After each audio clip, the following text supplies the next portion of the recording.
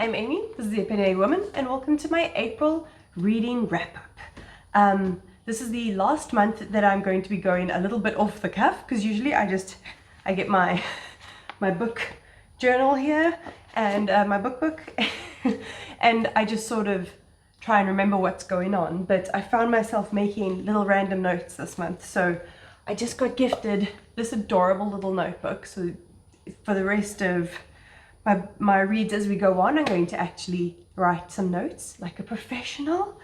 But anyway, so this month I read 10 books, and we started off so good with Howl's Moving Castle by Wynne-Jones.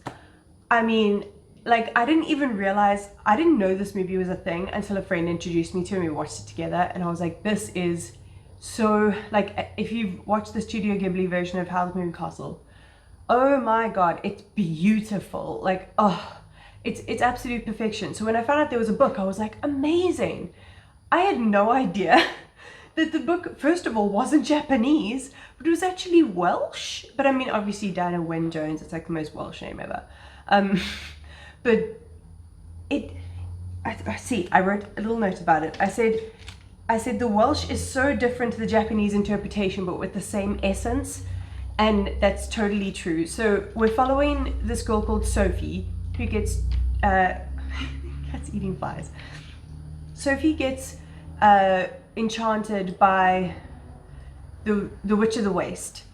And she seeks the wizard Howl to help her sort of break this curse. But one part of her curse is that you're not allowed to tell anybody that you're under a curse. So she has to try and ask for help without being physically able to say that she needs help. And it's the shenanigans that go on then, living in Howl's Moving Castle with the talking fire demon, and a door where you turn the handle and that changes where the door opens to. It's just so beautifully fantastical, and I loved every second of it. So if you haven't read the book, read the book. If you haven't watched the movie, watch the movie. They are both absolutely fantastic in their own right. Then we moved on to one that wasn't so good. So I have some books on my shelves where I'm like, I should read them, but I'm not sure if they're still for me, but I still feel like I need to give them a chance.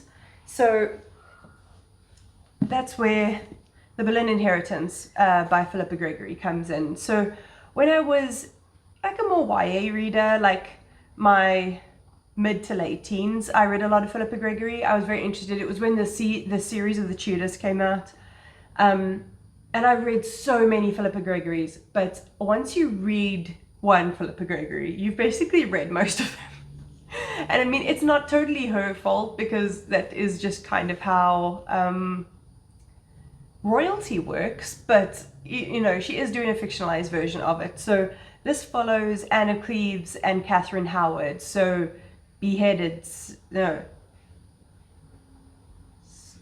divorced and beheaded, yes. Sorry, my dad always teaches me the little rhyme, because my dad's from England, so yeah. Anyway, so this follows Anne of Cleves and Catherine Howard, and I swear this could have been the other Boelyn girl, it could have been a number of others. So it was fine, but it's going on the donate pile. Next, I read probably my most disappointing of the month. It was Lost in the Neverwoods by Aidan Thomas. Now, I was so convinced I was going to love this, because I love Aidan Thomas. Aidan Thomas's writing is incredible. Cemetery Boys was, perfection. I'm going to be reading Cemetery Boys 2 and anything else Aidan Thomas writes. But one thing I have learned is that I need to read these physically. I mean, it's very hard to get hold of these in South Africa. I cannot find them. So maybe I need to check like online somehow to try and get these, but I don't like the narrator. He talks too slowly, and he makes the he makes the writing sound simplistic, when actually if you just read it in a slightly different way, it gets more depth.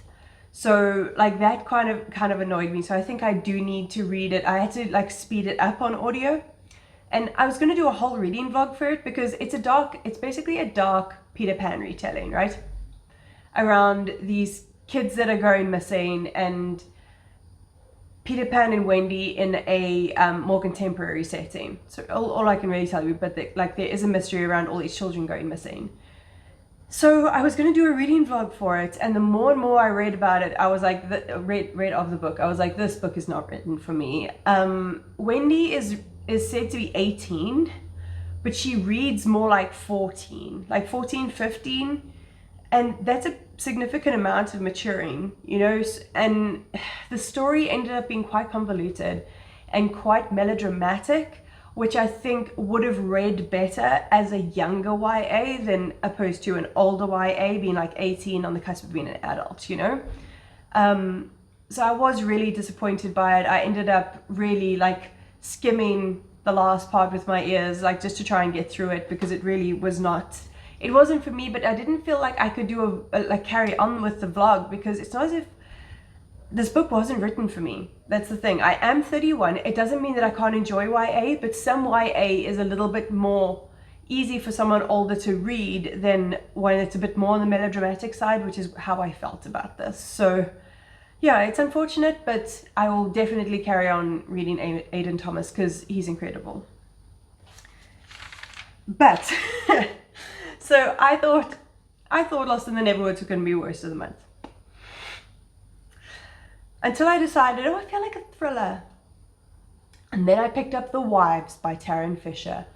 Oh my god, like I remember seeing people talking about this, and when it popped up on Scribd, I couldn't remember whether the things I'd heard were good or bad. And then as I started reading it, I remembered that with Cindy, I'll link her video down below, it's fantastic, did a video about The Wives. Oh my god, I wish I had read that before so I didn't waste my time on this piece of hot garbage. Oh my word. So it follows this woman called Thursday, who's in a polygamous marriage with her husband, obviously, and the other two women are named like Monday and Tuesday, or Monday and Wednesday, or whatever. And then he goes to see them, and they live in different cities. So we start off, and I mean, it's randomly hypersexual, like very, very off the cuff. And so Thursday starts to find out a little bit more about the wives, and then like we get to know, and then she starts trying to find out who they are and actually meet them in person, and like the story goes from there. I don't want to spoil it just in case someone else might like this, but Jesus, the most convoluted plot ever. I cannot stand when a book tells you something that happens and then they go, oh no, that didn't happen because we can change that. You know, actually, no, it was all in her head. And it doesn't make sense, because then most of the book has no meaning. It has no meaning. And besides all of that stuff that really pissed me off, and the woman-on-woman hatred that was festering like within this relationship, I could not stand the depiction of mental health. Oh my word. I mean, you guys know I am bipolar. I have been to a psych hospital before. I am very sensitive about the depiction of mental health in books. And this, see, I had to make another angry comment about this. Mental hospital rep, very poor. The absolute stereotype of the person in the corner muttering to themselves, that doesn't happen. Like, it might happen in certain settings, but it is such a stereotype now that every time you see it in a book, in a TV show, in a movie, you see a psych ward, there's always someone muttering in the corner. It is not that common, guys. It's really, really not that common. If you're on the right medication and you're doing okay in that mental hospital, you are not talking to yourself in the corner. Anyway, that really made me angry. And at one point, she says that she has a list of mental disorders she'd be ashamed to read off. And I'm sorry, I have multiple different disorders. I have a shopping list of medication that I'm on. I've got a whole bunch of different issues that I have, and I am not ashamed. And it is disgusting to me that this book depicted this as something to be ashamed of, because it is not something to be ashamed of. I am bipolar, I have PTSD, I have a tic disorder, and I have panic disorder. So there's nothing fucking shameful about that. And the fact that this book used mental health as a plot device and made it sound shameful really made me angry. So yeah, that is awful. Don't read that book. Let's just leave that there. Ew. Okay, so after that, I followed it up with Grief is the Thing with Feathers by Max Porter. I've heard Jen Campbell talking about this book a lot. And it's really poignant and really thoughtful, but it is very, very short. And I think this is why I don't get along with a lot of short stories or novella kind of fiction, because I really want to delve a little bit more into it. I wanted to see the intricacies, because it is a very good, very quick TLDR version of how grief affects you and affects your family and how it affects people over time. But I feel like it was so short, I didn't have enough time for it to impact me properly. So I do want to read Lanny by Max Porter, and I'm not scared off of that because his writing is beautiful. So yeah, I'm just gonna have to go into it knowing that it might not be as in-depth as I want. And like, I've known this about my reading for a long time, so I know that novellas are not always my cup of tea for that same reason. I wanna get in the nitty gritty, you know, which is just it's just a stylistic choice. Then I read my first piece of Japanese, well, I thought it was my first piece of Japanese fiction, but actually I've read Death Note. So Kafka on the Shore by Murakami, Haruki Murakami. So this is the first foray into Murakami that I've ever had, and I really enjoy his writing, and I really enjoy the magic realism. So we're following Kafka, who's like a 15-year-old boy who's run away from home, and he's run to another city away from Tokyo, away from his father. And then we're also following Nakata, which is this old man who had something dramatic happen to him when he was a child, which he's never got over. I think it has left him with a permanent disability, and he can also communicate with cats. So we follow his story and Kafka's story alternately. And both stories I really enjoyed. There were a couple of sections of Kafka's that I really could have done with that. And apparently it comes up a bit, so I'm going to read some more Murakami and see how I feel about it. But I really loved the way that it was told, and the way the lore and the fantasy was very subtly injected into the story. I really enjoyed that. So I'm definitely going to give Murakami another go. Then I read something completely different, Dirty 30 by Akira. This book is the memoir of a porn actress. Can I say that on YouTube? I'm saying it. So it's her memoir of her working in the industry, and it was such a breath of fresh air, because I know that industry can be quite harsh on its performers, especially on its female performers. There's a lot of addiction in that environment because of it, and it can be very toxic. But it was very, very refreshing to read an account by someone who genuinely, this was always their dream. This is what they wanted to do. She wanted to do this for her whole life, and she fucking loved it. And it's just hearing her day-to-day discussions of like, oh yeah, so I was shooting a group scene, we'll put it that way. And talking about how she preps for it and stuff, and she's so blasé and like chill about it, and it's so funny. Oh my god, it is so funny. I was cackling.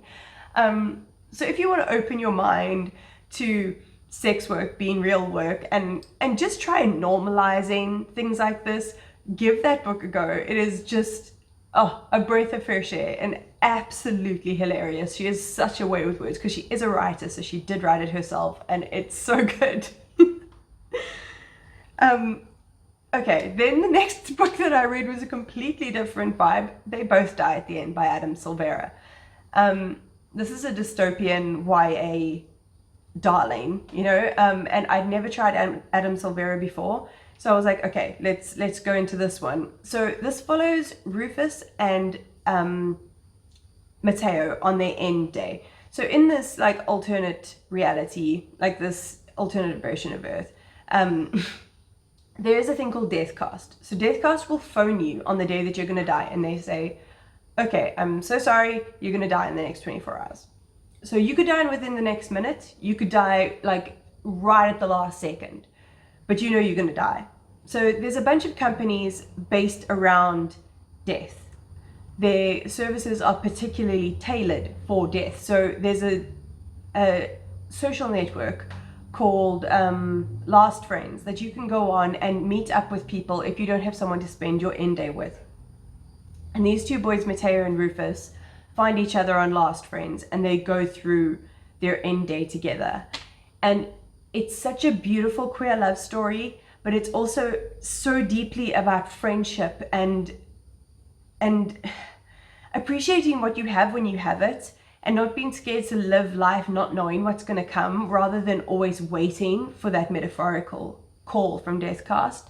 So actually living and taking advantage of the relationships that you have now, like really like honing them. And it was very poignant and very introspective. It really makes you think about what you would do, which was really heartbreaking, but it was beautiful at the same time. So yeah, I highly recommend that.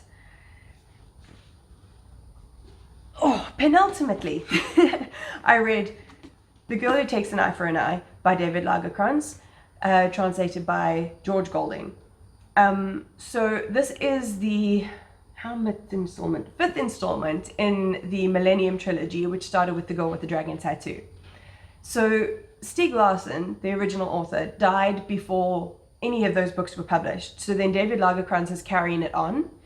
And I really enjoyed the last one, and I really enjoyed this one. And apparently there's another one, so I'm super excited to pick that up. I can't really tell you much about the plot, just that it's still following Lisbeth Salander and Mikael Blomkvist. Swedish. And it's really, it still maintains that compelling quality and like the essence of Lisbeth and Mikael at the same time. And I really enjoyed it. It's very interesting because the first part is set in a completely different space than the others that we've been used to seeing.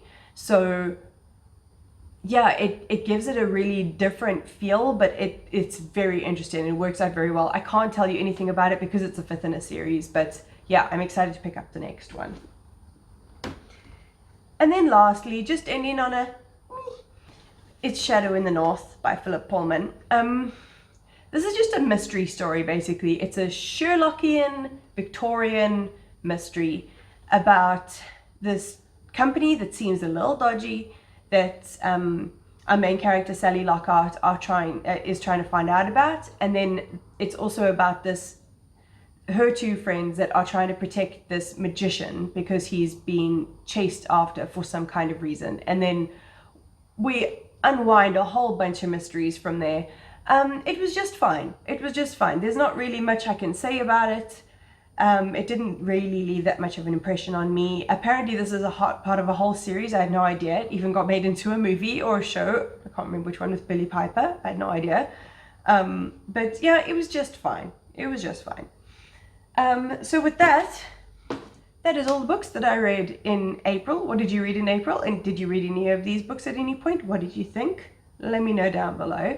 If you like this video, please slap me a like and maybe press my subscribe and tickle my bell. That would be much appreciated. But until next time, I'll check you later.